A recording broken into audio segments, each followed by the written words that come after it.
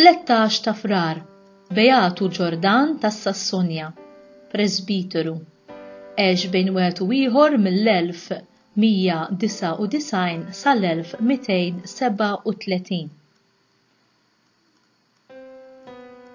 Twieled f'Burberg fil-Ġermanja lejn tmiem is-seklu 12.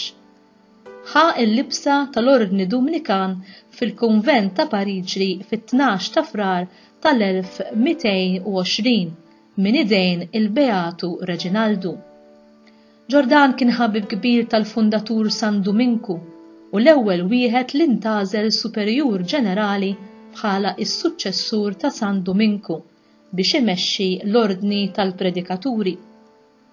Għal 15-il sena Ġordan mexxa biħlewwa u tieba kbira iż-żewġ ferat tal-ordni, patrijiet u sorjiet, iħeġġiġhom bil-kelma u l-eżempju tiegħu, jiktbilhom, iżurhom ta' sikwiet u jirranġa il-kostituzzjonijiet.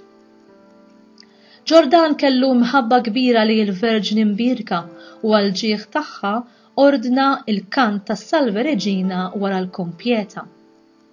Il-Beatu Ġordan miet b'disgrazzja fl-età ta' madwar 37 sena, meta sab l-arqa huwa u rieġa lura bil-baħar minn żjara fil-provinċja tal-Art Imqazza. Kien fit-13 ta' frar tal-1237. Il-Papa Piju XII wettaq il-qima lejh fl-10 ta' Mejju tal-1826.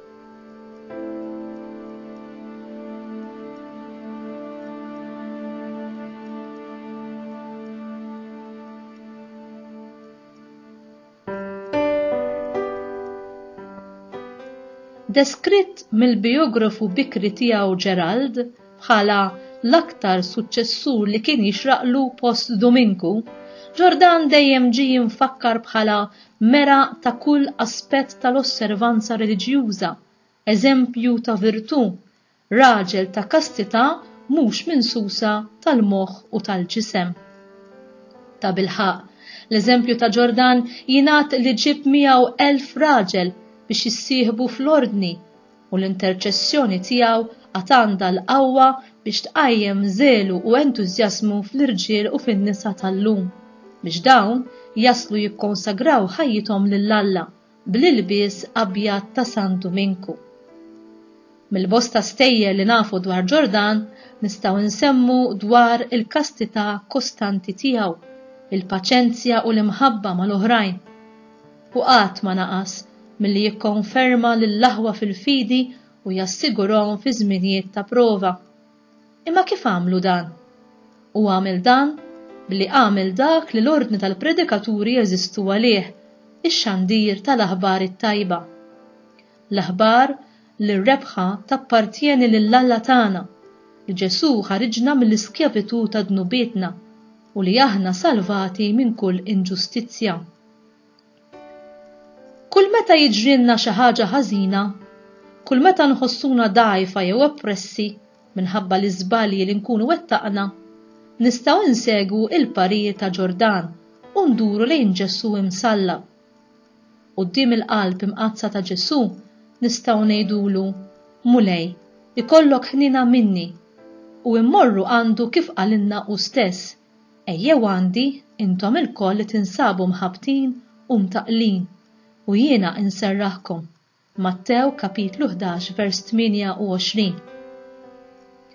U int, kull darba li tiżbalja tmur b'mod spiritwali quddiem Ġesu msallab u għand is-saċerdot fil-qrar biex tirċievi mingħand il-mulej il-maħfra u l-ħniena?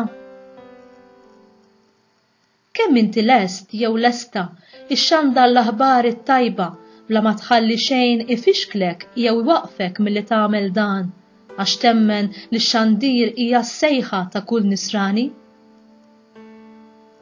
Timpenja ruħek biex twettaq fil-fidi u biex tagħmel kuraġġ lil dawk in-nies madwarek li forsi għaddejjin minn żmien qiebes u qed jaqtaw qalbhom?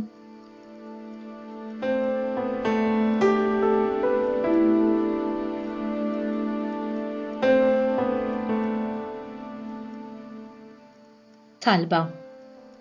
Beatu Ġordan ta' Sassonja, suċċessur ta' San Dominku, fil-jiem bikrija tal-ordni, l-eżempju tiegħek u l-ħeġġa ġelu lil ħafna rġiel u nisa isegwu lil Kristu bl-ilbis abjad tal-qaddis.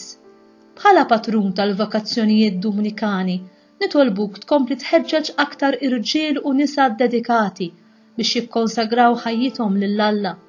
Permezz tal-interċessjoni tiegħek nitolbuk ukoll biex tipproteġi u tqaddes lil patrijiet kollha fl-ordni tal-predikaturi biex ikunu dejjem imħejjija għall-appostolat tax-xandir tal-verità, kemm f'ommhom kif ukoll bl-eżempju ta' ħajjithom. Amen.